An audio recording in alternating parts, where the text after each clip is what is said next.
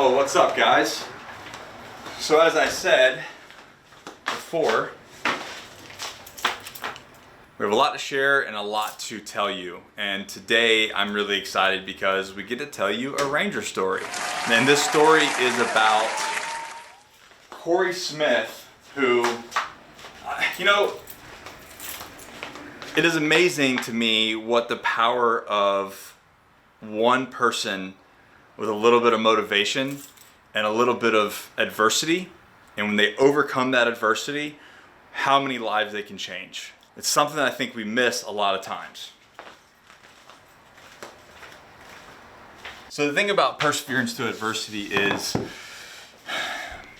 you never know what you're gonna achieve on the other side of that adversity. For instance, the story of Corey Smith is so important because the fact is, if he would not have done what he did and gone through what he did, I would not be sitting right here talking to you. Yeah, right there. For 4 years, Corporal Corey Smith's life revolved around being an Army Ranger. But after 2 deployments, the stress of the job took a toll on his personal life. Started becoming a miserable person just because I wasn't being able to do the things I wanted to do. Kind of detached. Yeah, exactly. And so it had what kind of impact on your marriage? It, pretty much the exact opposite of good. He decided to leave the service only to find himself separated from his wife and more than 500 miles away from his 18-month-old daughter, Ellie. I've called up the suicide hotline, but, you know, I mean, I'm so glad that you did call. Yeah. And they asked for help. And you know what the big thing was that they said to me that slapped me in the face and slapped me out of it was whenever the lady said, she goes, Corey, what's going to happen when your daughter gets married one day? Who's going to walk her down that aisle? So in January, Corey embarked on a 565-mile run from his former base back to his family and a little girl who had given him a reason to be strong. When we started my run from down here in Columbus, Georgia, all the way to Indianapolis, Indiana. Along the way, he'd raised money and awareness for an organization called GallantFew, which helps soldiers transition into civilian life by pairing them with mentors who are veterans themselves. Right now, I'm about to cross over into the state of Indiana, and pretty emotional for me because this is the last state I'm going through. All right, almost making our way there. Almost there. I've already pictured so many times in my head, just so many times, just running up that street and just seeing her and just grabbing her and like running the last like 100 meters with her. And I can just hear her right now saying, Daddy, Daddy.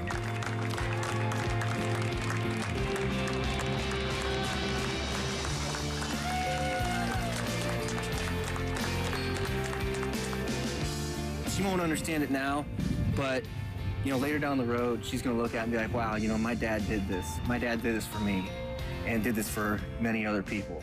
Corey Smith was a Ranger with 3rd Ranger Battalion, and he hit some troubled waters, and GallantFew was able to step in and support him. But he had an idea, and he met up with Carl. You know what? Let me just text. Let me see. See if we can get Carl on here. Hey Carl, I'm making a video about Corey Smith and Run Ranger Run. Do you want to jump on a call and tell the people about a story? He's usually pretty responsive. Let's see what happens here. Whoa! You called? Very Ranger of you. Didn't even hear me coming, did you? So tell me, I find this story so fascinating because what one person did and the adversity that he went through changed the lives of how many people? Thousands, easy. Yeah, so what thousands. happened? So I get this call from a squad leader, 3rd Ranger Battalion, and he says, one of my corporals has this crazy idea that he's going to run home.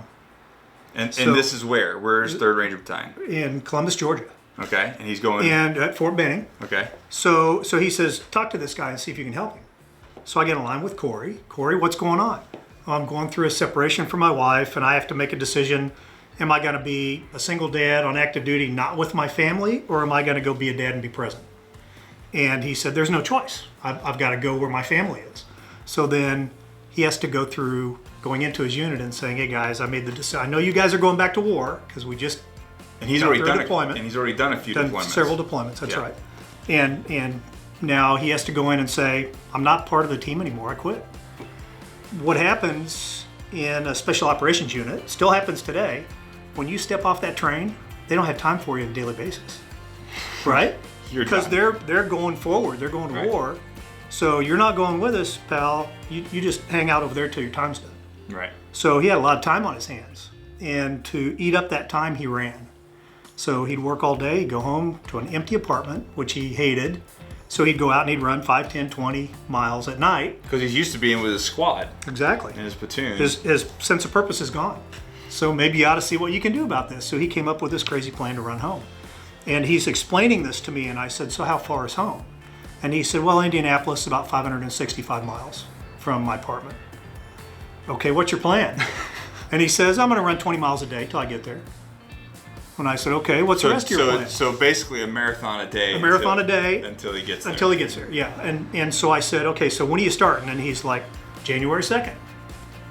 January from Georgia to Indianapolis is not necessarily the best time of the year that you want to embark on this type of a trip. But he's a ranger, so he's a ranger. Yeah. And so I said, what's the rest of your plan? And he said, Mom's following me in the car. You have hotel rooms. The OPSO and So I taking over. That's right. So I start doing the backwards timeline, planning process, and I'm asking him all these questions. Plan. Yeah, and Corey says, well, I could use some help with that. And I said, well, I think we can do that. We'll go. We're a brand new nonprofit. We've been around for like a year and a half at this time. And while we don't have any money in the bank, we can see if we can raise some money. We'll set up a Facebook page. We'll call it Run Ranger Run because you're kind of doing the Run Forced Run thing. And we'll see if we can get you some support. But about day 10, he was diagnosed with a stress fracture in his foot. And he had been running on this stress fracture the entire time. 20 miles a day. 20 miles a day. And is now, he wasn't complaining so much about his foot, but now his knee and his hip were bothering him because it was making his gait go different. Right. So when we found that out, we said, well, Corey, what do you want to do? And he said, well, I'll walk until you figure something else out. So we got him a bike. And so we come into the square and it is amazing. His daughter's there, his parents are there, there's cameras around, there's GallantFew posters up, and it was all about him. So they went up and they did their thing, they had their reunion, there wasn't a dry eye in the house. And it was amazing. So this is done and Corey goes into his transition mode. And we helped and provided some assistance through that. And because Corey is a special operations ranger that doesn't like to admit weakness, right, he went through some extremely difficult times that he did not share with me. He actually, for a couple of weeks, was homeless, living in his car, and he did not call me and say, I don't have a place to stay right now. But he worked through all of that, and we were able to continue to provide support to him as he would let us. And he got connected with a mentor in Indianapolis. And that mentor helped kind of pull him into helping other people. And that was like the turning point when the guy said, tell your story. And so Corey gets connected, starts telling his story there. And now he's in law school. I mean, he continues to move forward and grow and develop, and it's amazing to see. Now, at this time, when he did this run, what was GallantFew at the time? Oh, it was nothing. It was a weekend hobby.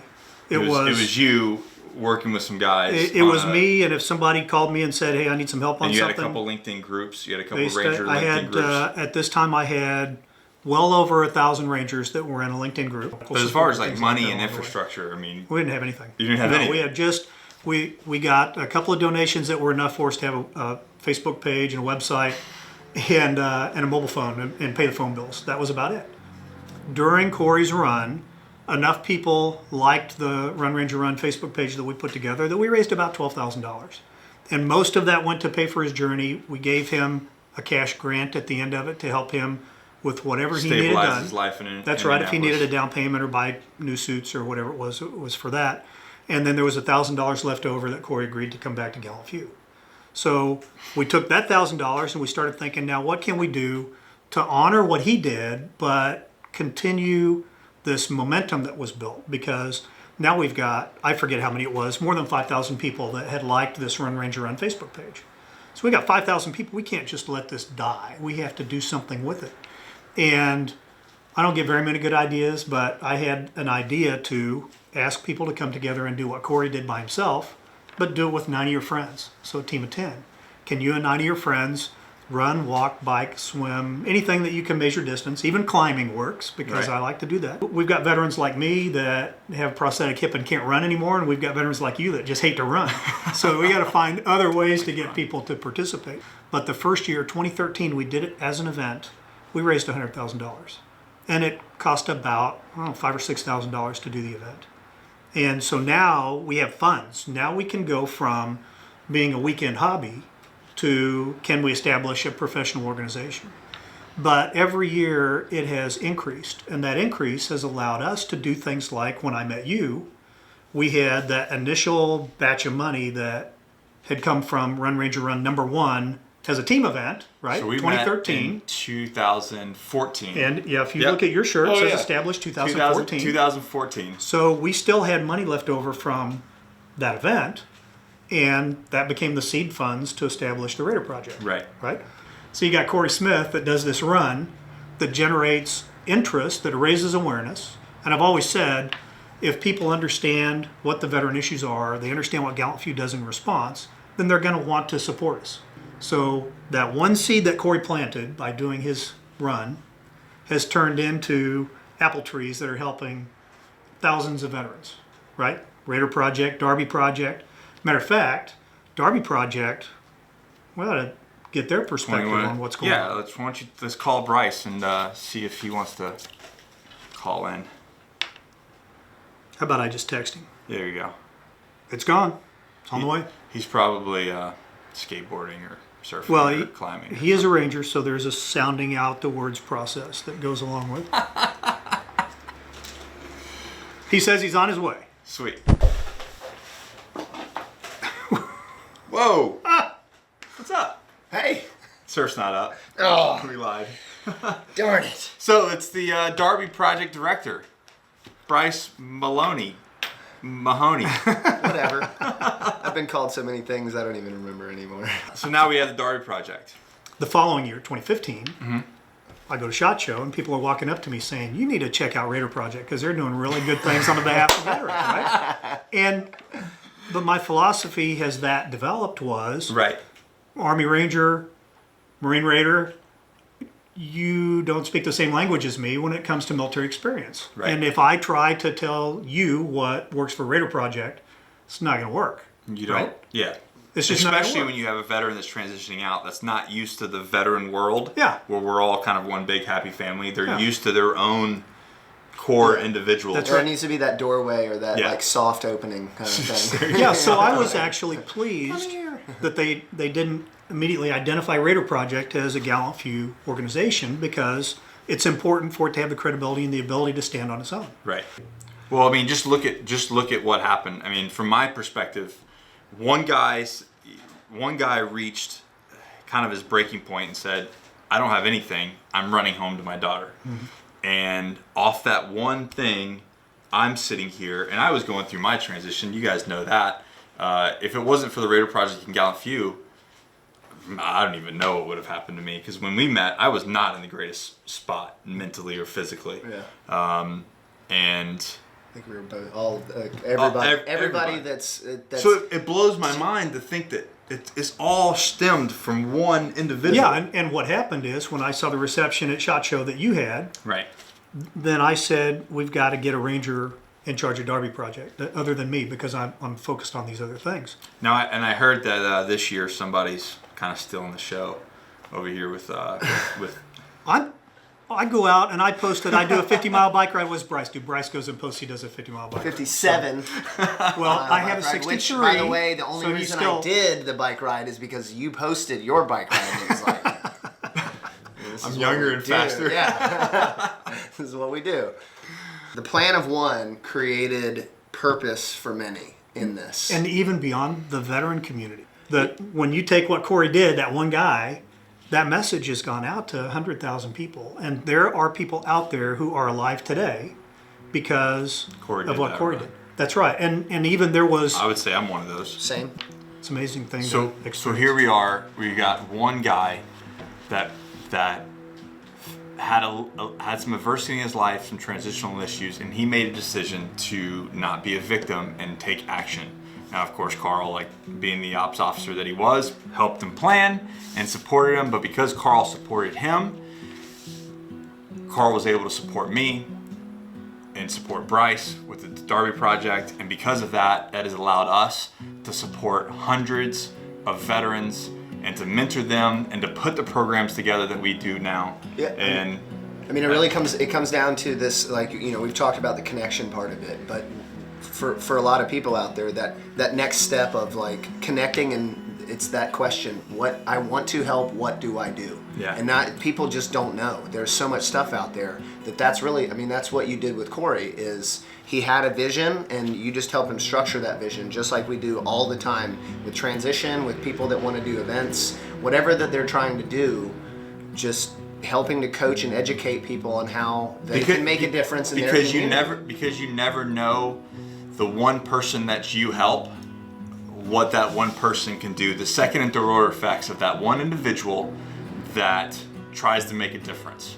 And I can't even imagine like what Corey's done for us, and then in turn what we've been able to do for others is absolutely amazing. And then just to think, if you can comprehend, like if we drew it out on the whiteboard, if we can comprehend if what one person did for us and then how many GallantFew's been able to touch as a whole organization, how many of those individuals will be touched and their lives will be changed. And it all goes back to one guy that said, I'm gonna go for a run.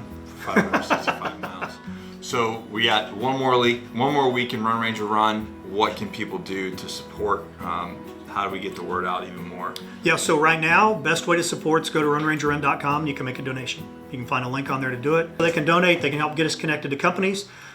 You still have a couple of days if you want to hop on a bike and do a whole bunch of miles. Just go out there and do the whole thing and knock it out. 565 and hey, 6 days. You can do it. You got it. You got it. 3 days. So I'm going to put all the links below. Go check them out. runrangerrun.com, GallantFew.org, DarbyProject.org, and RaiderProject.org. They're all below. Go check them out. Get them support.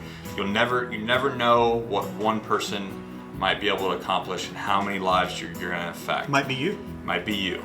If you're a veteran and you're in need or you're going through a transition, don't be a dumbass. That's what I'm going to say. Don't be a dumbass. Reach out. But that's it for this. And it is actually Raider Project climbing night, and we have to get on the road.